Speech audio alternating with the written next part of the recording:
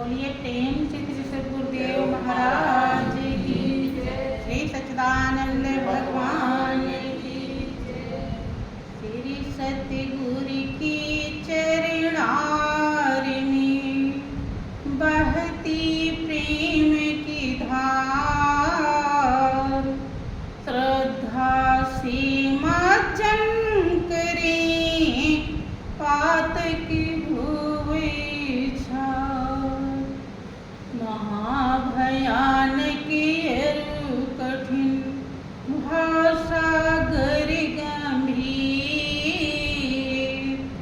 नाम जहाज बिठाए कर मेटे जन की पीर। शाश्वत सुख की खोज में भटके जीव दिन रैन, सतगुरु की अनुकंपा बिन कबहु न पावे चैन। निस दिन जिनकी वंदना करती शीश महेश, सो निर्गुण सगुण भई हरने जगत कलेश। परम पुरुष गुरुदेव जी शाश्वत शांति निधान, बार बार दंडवत करूं सकल सुखों की खान।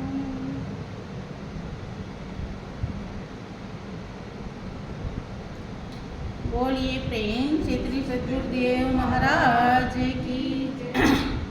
श्री सच्चिदानंद भगवान की, वृंदावन बिहारी लाल की, साचे दरबार की, सत्य सनातन धर्म की। बोलिए प्रेम से सब संतों की जय।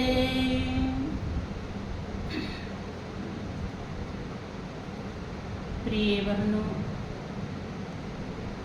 परम पिता परमेश्वर की असीम दया दृष्टि से हम जीवों को सत्संग का महापावन अवसर मिला हुआ है। वास्तव में सभी महान हस्तियों का यही दावा है कि सत्संग बड़े भाग्य से मिलता है। भाग्य से क्यों कहा जाता है? आज तक जिस किसी को सत्संग मिला तो बहुत बड़े भाग्य से ही मिला। कारण है उसके पीछे दुनिया की हर बातों को, जो रंग ढंग है दुनिया में, सब हम आसानी से समझ जाते हैं। लेकिन सत्संग एक ऐसा गहरा रहस्य है, जीवन का सार है, जीवन की कीमत है।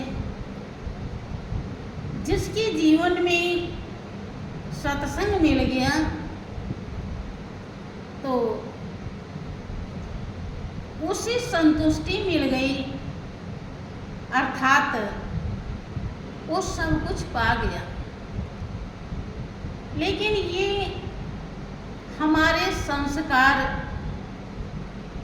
सत्कर्म के ऊपर निर्भर करता है।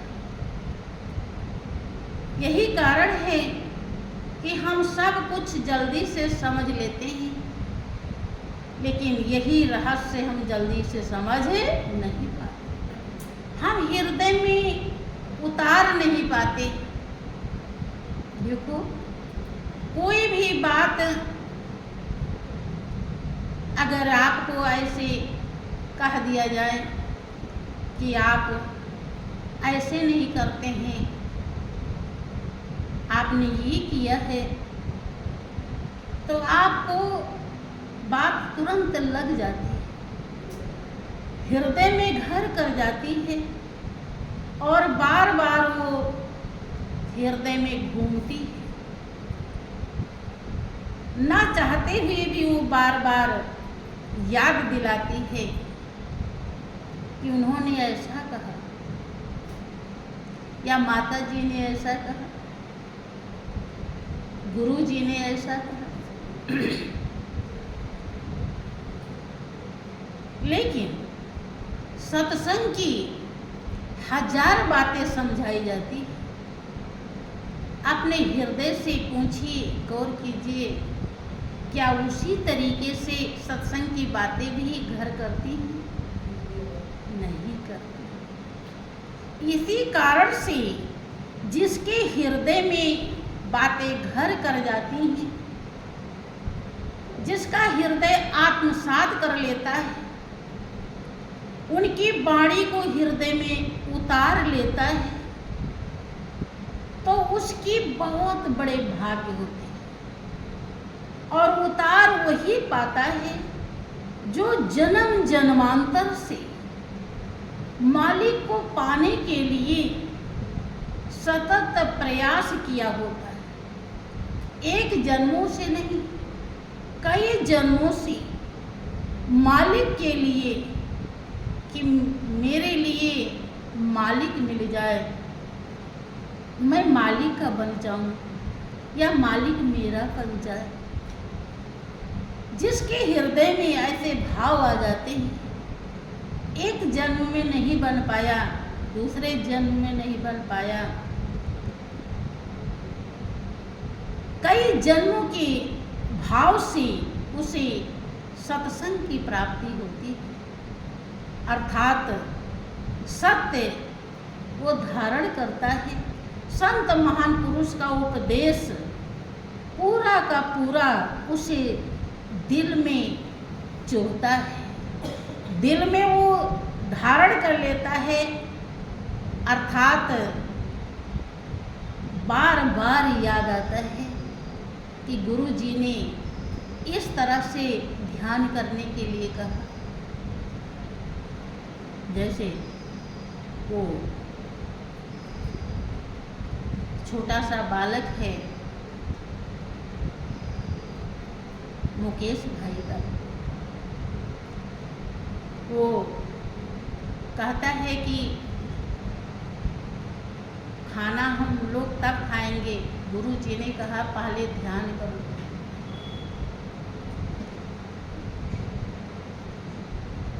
लेकिन वो तो छोटा सा बालक है, 7 साल का बालक है। लेकिन जो 60 साल के हो, 50 साल के हो गए, वो उनके घर में 2-4 को ज्ञान मिला हुआ है। कभी उनके अंदर ये भाव नहीं आता कि अभी टाइम है, अभी भोजन बाद में बनाएंगे या बाद में करेंगे। हम भोजन बाद में करेंगे, चलो पहले सब ध्यान कर लेते। क्या ऐसा प्रेमी भक्तों के अंदर आता है? चलो जिनके घर में एक ही को मिला हो तो बात छोड़ दो, लेकिन जिसके घर में कई कई को मिला हुआ है, क्या वो कभी कहते हैं चलो पहले सभी ध्यान करते हैं? अभी कोई खाने की चीज़ हो तो सब मिलके खाएंगे, एक साथ खाएंगे, हैं? जबकि वो जीव का एक छोटा सा जरा सा स्वाद है, उसको सब साथ बैठ के खाते हैं, करते हैं ना ज़्यादातर। लेकिन भगवान के ध्यान का, भगवान के नाम का, मालिक के दर्शन का, मालिक की याद का जो स्वाद है, वो स्वाद एक एक बार जरा सा भी पल भर दर्शन, ब्रह्मानंद संत जन पल में सब भव बंधन टारे। उसका स्वाद ब्रह्मानंद ने लिया और जो अनुभव किया, जो जाना उन्होंने, वो औरों के लिए लिख दिया कि पल भर ध्यान लगाने के बाद अगर पल भर दर्शन हो जाए, एक झलक मालिक अपना दीदार दे दे, तो भाव बंधन, भाव माने दुख, बंधन माने बंधन, सबसे बड़ा दुख का बंधन है 84 लाख योनियां। वो 84 लाख योनियां पल भर में एक झलक दर्शन से कट जाती है। भगवान राम ने भी इस बात की पुष्टि की है कि सन्मुख होए जीव मम जबहि, जन्म कोटि अघनासे तक। जब जीव मेरे सन्मुख होता है, मेरा दीदार करता है, मेरा दर्शन पाता है, तो उसके एक जन्म के नहीं करोड़ों जन्म के पाप धुल जाते। क्या ये बात हृदय में बसी? क्या घर करी है? कब करेगी? विचार कीजिए। और अगर घर नहीं करी तो क्या हम लाभ उठा पाएंगे? हम लाभ नहीं। इसीलिए हमने देखा है कि पेट धंधे का कोई भी काम होता है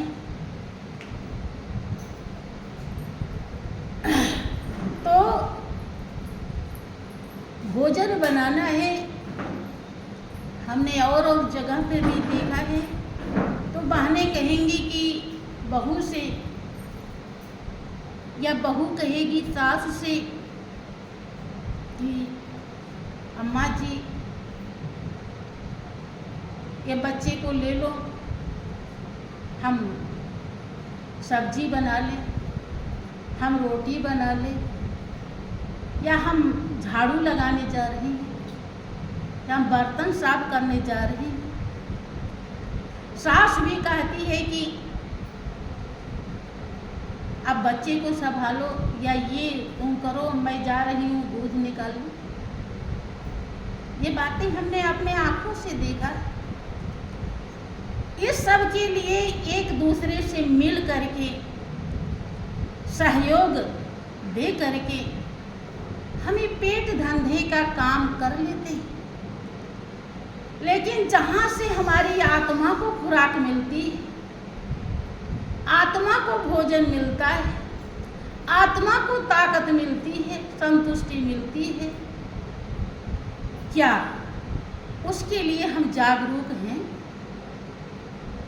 उसके लिए भी तो कहना चाहिए कि माँ, बहू को भी ज्ञान मिला है, सास को भी ज्ञान मिला है, बेटी को भी ज्ञान मिला है,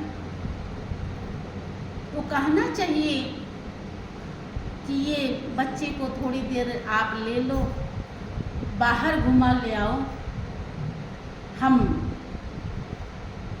ध्यान लगा लें, फिर टाइम मिलेगा या नहीं मिलेगा।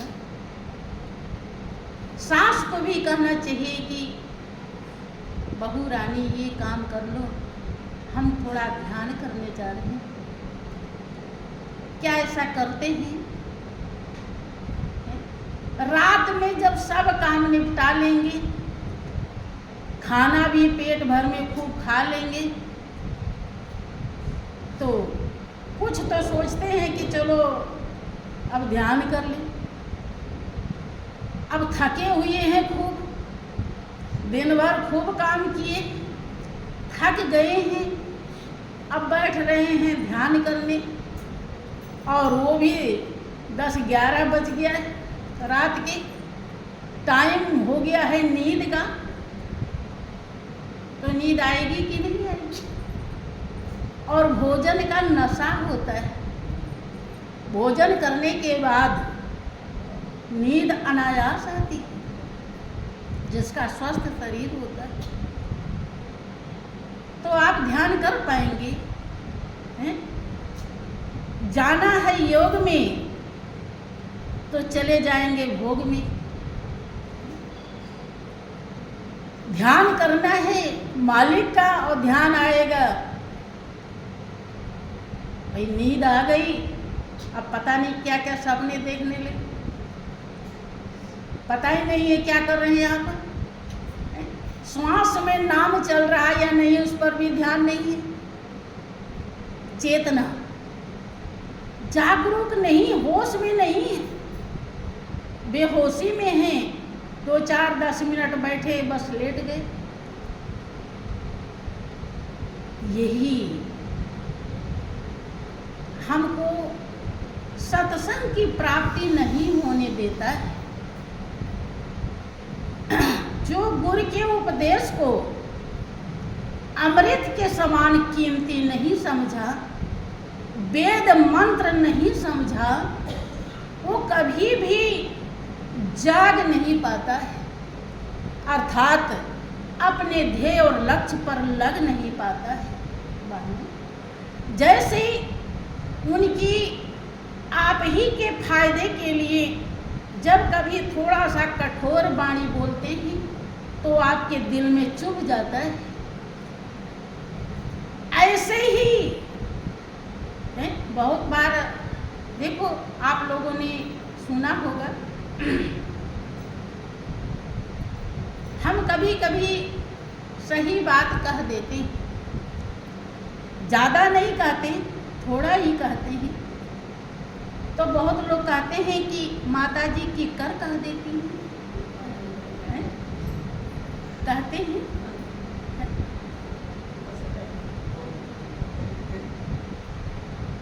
ऐसा क्यों कहते हैं आप? क्योंकि आपको चुभता है। और चुभा क्यों? क्योंकि आप आज तक ये नहीं समझ पाए कि हमारे लिए लाभ क्या है और हानि क्या है। अगर आपको समझ में आ जाए कि माता जी हमारे लाभ के लिए कह रही है, हमारे भलाई के लिए कह रही है, जिस लाभ से हम वंचित हो रहे थे, जिस लाभ को लेना हम भूल गए थे, होश में नहीं थे, उस लाभ के लिए माता जी ने हमें होश दिलाई। तो धन्यवाद देंगे कि ये कहेंगे कि कर कह रही थी, है? धन्यवाद देंगे ना अगर समझ में आ जाए। लेकिन धन्यवाद तो शायद आप नहीं देते हैं। हाँ, ये जरूर कहते हैं, वो भी हमें ठीक लगता है। काहे लगता है कि कभी न कभी तो आप विचार करेंगे ही कि अगर कहा है तो क्यों कहा है। क्योंकि काले गोरे का भेद नहीं, हर दिल से हमारा नाता है। भाइयों बहनों, आप हमारे लिए कितना प्रिय है ये बताया नहीं जा सकता। देखें, सत्संग की प्राप्ति सत्कर्मों से ही होता है। इसीलिए गुरु महाराज जी दया करके सेवा, सत्संग, ध्यान, भजन, दर्शन, परसन समझाते हैं। यही आपके सत्कर्म है। अगर आप इस पर अमल करें तो एक दिन वास्तव में सत्संग की प्राप्ति हो ही जाएगी। हो रही है लेकिन हुई नहीं है। ये चल तो पड़े हैं लेकिन पहुंचे और जब तक पहुंचेंगे नहीं है। अब दिल्ली में जाना है और दिल्ली पहुंचे नहीं तो वहाँ की अच्छाई बुराई कैसे पता चलेगा? पता चलेगा जब पहुंचेंगे तभी। देखें, एक प्रसंग आता है कि हमारे संस्कार किस तरह से बनते हैं। जब हमारे माता पिता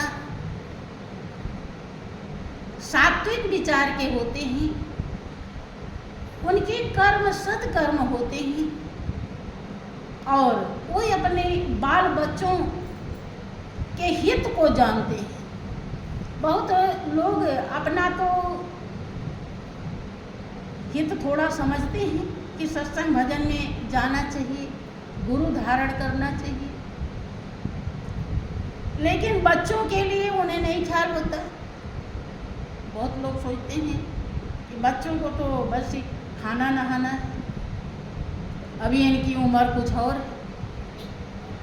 आप कुछ सोचते हैं, सब नहीं ऐसे, लेकिन ज़्यादातर लोग यही सोचते हैं।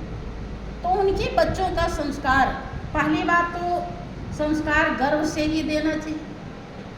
अब गर्भ से नहीं हो पाता है तो बाहर आने के बाद देना चाहिए। जैसे कहीं आप कुछ भी पूजा पाठ कर रहे हैं तो बच्चे को भी उसमें शामिल करना चाहिए। कोई रहस्य आप समझ रहे हैं तो जब मौका मिले तो बच्चे को बैठा के कुछ सुनाना चाहिए, समझाना चाहिए। कहीं देवस्थान पे गए हैं, आपने कुछ दान पुण्य किया है तो बच्चे से भी कराना चाहिए। कुछ नहीं बच्चा जानता है, उसे कोई मंत्र ऐसे ही बता दीजिए, बेटा ये जब कुछ करेगा तो उसका संस्कार बदलेगा। लेकिन लोग ऐसा नहीं करते। अपने दिल से पूछ लीजिए, आप अपने बाल बच्चों को शायद नहीं कराएं, आपका दिल बताएगा। खुद ही इन भावों से आप वंचित रहे। इसी कारण से अब आज आप सोचते हैं कि वो संत का संग कर ले, वो ज्ञान प्राप्त कर ले, तो ज्ञान प्राप्त करने के संस्कार से कोसों दूर हैं, बहुत दूर हैं वो। पुण्य पुंज बिन मिले न संता और सत्संगत संतरित करंता। जब तक पुण्य का ढेर इकट्ठा नहीं हो जाता तब तक संत का संग नहीं। संत का संग, संत के विचार में आपके विचार कदापि नहीं मिल सकते। तो आप कितना भी प्रयास करेंगे, यद्यपि आप समझाना भी बहुत बहाने गाती हैं अपने बहू बेटों से कि ज्ञान ले लो, वो ज्ञान ऐसे ले लेंगे। ज्ञान की क्या सच्चाई है, ज्ञान पाने के बाद क्या होता है, ज्ञान हमारे लिए कितना कीमती है, ज्ञान के बिना जिंदगी कैसे बेकार है। ज्ञान पा करके लोग कहाँ से कहाँ पहुँचे, ये रहस्य जब उन्हें बार बार आप समझाएंगे, लेकिन आप देखा जाता है आप ही नहीं समझ पाते हैं, तो आप उन्हें कैसे समझाएं। वो आपने कहा ज्ञान ले लो, वो कहे तुम ही काफी हो, बस आप चुप हो गए। हम लोग जानते हैं, देखिए हम लोग बाहर जाते हैं, हमें बहुत तरह के लोग मिलते हैं। कोई कुछ कहता है, कोई कुछ कहता है। हाँ, जैसे कोयले में हीरा पाया जाता है, ऐसे ही कौवे में हंस भी होते हैं, वहीं मिल जाते हैं, उन्हीं के लिए जाया जाता है। हम लोग इस बात की परवाह नहीं, आप लोग अपने घर वालों को नहीं समझा पाते। यहाँ जो हमको कभी देखा नहीं, कुछ जानता नहीं, क्या है क्या नहीं, उन्हें समझाना होगा। यद्यपि वो अपने संस्कार के मुताबिक ही समझता है, लेकिन प्रयास भरपूर किया जाता है श्री गुरु महाराज जी की कृपा दृष्टि दया से। तो ये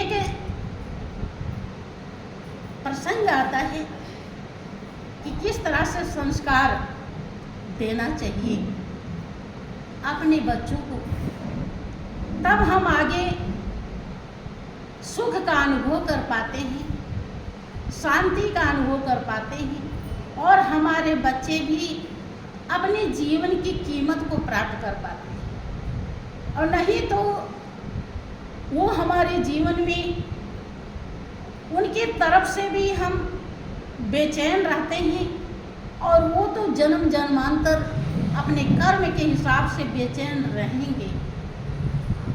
समझ रहे हैं? संस्कार देना बहुत जरूरी होता है। एक सेठ जी का जिक्र आता है कि सेठ जी के यहाँ साधु संत बहुत आया करते थे। वो साधु सेवा में उनका मन बहुत ही अच्छा लगता था। पूर्व संस्कार था उनका, अच्छी पवित्र पावन कमाई थी। संत महान पुरुष दुनिया में सबसे ज़्यादा प्रिय लगते थे। जब वो साधु सेवा कर लेते थे तो उन्हें लगता था कि अब हम बहुत बड़ा काम कर लिए हैं।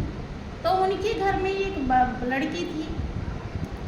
लड़की भी रोज देखती थी कि माता पिता कैसे कर रही, और माता पिता सेठ जी लड़की से भी करवाया करते थे।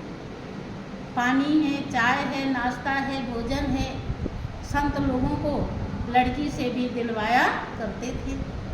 वो देखती थी और उसी में से एक संत से उन्होंने ज्ञान भी प्राप्त कर लिया।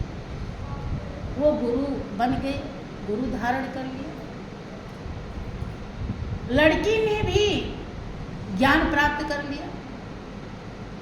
उसे भी लगा कि जब हमारे माता पिता को ये जरूरी है तो हमारे लिए भी जरूरी है। उसे समझ में आया कि ज्ञान पाने से हमारे कर्म कलेश कटते हैं, हमारा जो प्रारब्ध है वो सूली कांटों में बदल जाता है। ब्रह्मा के लेख भी मिट जाते हैं। तो उसने ज्ञान प्राप्त कर लिया। अब उसकी जब शादी हो गई, ससुराल जाती है तो एकदम वहाँ के संस्कार बिल्कुल विपरीत। लड़की के घर में जो मायके में संस्कार था उसका एकदम उल्टा। सासु रानी एकदम साधु महात्मा के सख्त विरोधी। ससुर भी साधु महात्मा का कोई वो नहीं करते थे, उनके प्रति उन्हें कोई श्रद्धा नहीं थी। अब वो बेचारी क्या करे, लेकिन फिर भी वो अपने अंदर, चूंकि भाइयों बहनों दिल एक है और उस दिल में रहने वाला मालिक भी एक है। वो सर्वव्यापक है। बहुत बार आपने देखा होगा कि आप कोई बात दिल में जब सोचते हैं यहाँ, लेकिन जिसके लिए आप सोचते हैं उसे पता चलता है वहाँ, क्योंकि उस दिल में वही दिलदार है जो सबके दिल में रहता है। वो तरंगे टकराती हैं, वहीं पहुंच जाता है। अच्छा सोचा तो और बुरा सोचा तो। थोड़ा भी दिल की सफाई है तो आपको पूरा का पूरा पता चल जाएगा, यहाँ तक कि वो किस तरह से मुंह बना के बैठा है, प्यार से बैठा है कि गुस्से में बैठा है, कोस रहा है कि धन्यवाद दे रहा है, ये भी आपको पता चल जाता है। तो दिल में वो ध्यान भजन अपना करती रहती थी, लेकिन घर वालों को देख के कुछ बोलती नहीं थी। एक दिन संजोग से एक साधु के रूप में कोई मांगने वाला आ गया। जैसे भिखारी भी साधु के रूप में चलते रहते हैं। तो सास के पास बैठी हुई थी। सास ने कहा कि जब आवाज़ लगाई कि बेटा भोजन हो तो दे दो,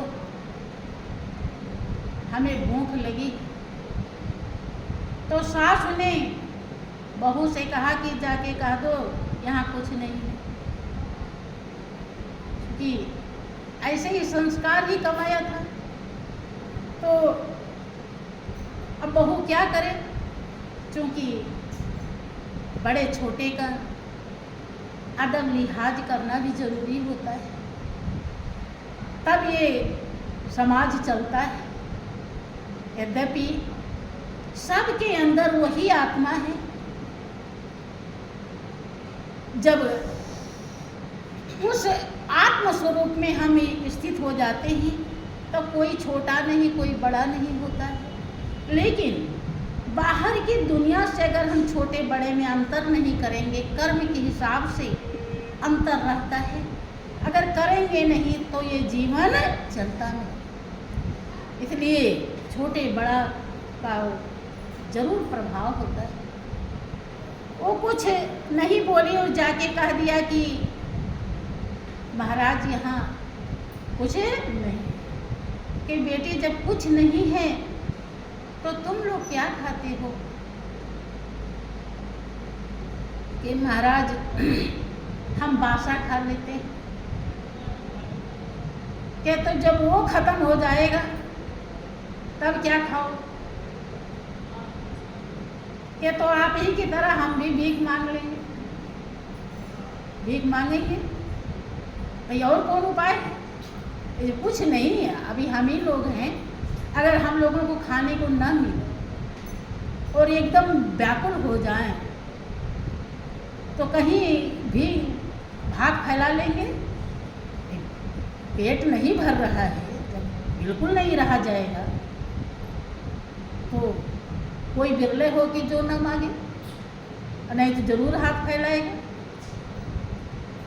तो अब सास सुन रही थी कि बहू क्या कह रही है फकीर से, मांगने वाले से। फिर वो तो चला गया बेचारा, जब दिया ने कुछ नहीं है। और सास तो पूरी लिपट गई बहू से कि रे कम वक्त, ये बताओ तू रोज ताज़ा ताज़ा खाती है, कितने अच्छे अच्छे व्यंजन यहाँ बनते हैं, वो कह रही बासा खा, हमारी तुम कितनी इज्जत खराब कर रही थी। दूसरे से बता रही कि मैं बासा खाती हूँ और भीख मांगेंगे। सेठ जी इतना कमा कमा के रख रहे हैं तो भीख मांगेंगे। अब कहने लगी कि माता जी जो मैं कह रही मैं ठीक कह रही, लेकिन अब माता जी सुन कहाँ रही, वो तो क्रोध में पागल है। खूब उल्टा सीधा कही और दोनों दो जगह बैठ गई। अब शाम को जब सेठ जी आए तो देख रहे हैं कि सेठानी का भी मुंह बिगड़ा हुआ है और बहू तो छुपी बैठी हुई है। जेठानी सेठानी से पूछा सेठ जी ने कि बात क्या है, आज कुछ खुश नहीं दिखाई पड़ रही। कह रहे वो अपनी जो बहू लाए हैं उससे पूछ लो, बासी खाती है। यहाँ कितने प्रकार के व्यंजन बनते हैं रोज, और सबसे कह रही है कि मैं भीख मांगू। कि क्यों कहा है उसने, कैसा क्यों कहा, कि उसी से पूछिए। सेठ जी जाते हैं बहू के पास कि बेटी क्या बात है, तुझे तो मैं समझदार समझता हूँ क्योंकि स्वभाव छुपता नहीं।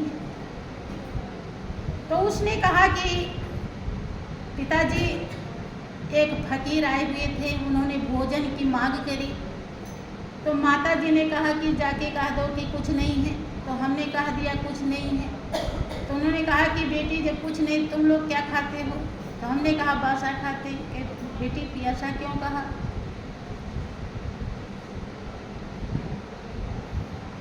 पिताजी पूरी बात कहानी दीजिए कि जब बासा खत्म हो जाएगा तो फिर क्या खाएंगे, कि हम भी आपकी तरह भीख मांगेंगे। कैसा क्यों कहा कि कभी तो बासा खाई हो?